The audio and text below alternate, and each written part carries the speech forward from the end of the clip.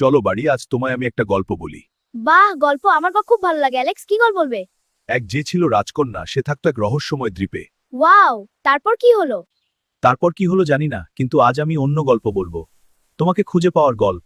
আমার মা মারা গিয়েছিল, তাই না অ্যালেক্স? হ্যাঁ, কিন্তু এরপরই আমরা দেখা হয়েছিলাম।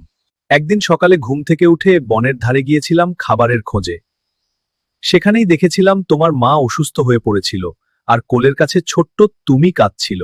অনেক মানুষ তোমাদের ঘিরে দেখছিল, কিন্তু কেউ তোমায় কোলে তুলে নিতে রাজি ছিল না। তখন আমি হুঙ্কার দিয়ে বন থেকে বের হই।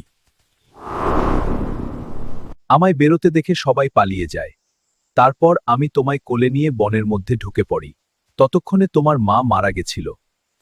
আমি আর কোনো কিছু ভাবিনি। আমার একটাই দায়িত্ব তখন, তোমায় কিভাবে বড় করব। আমার বন্ধু মায়া হরিণ তোমার জন্য দুধ দিয়েছিল। সেই থেকে তুমি আমার কাছে। কেমন লাগলো বলো গল্পটা? ওহ অ্যালেক্স, তুমি খুব ভালো। তোমায় আমি খুব ভালোবাসি।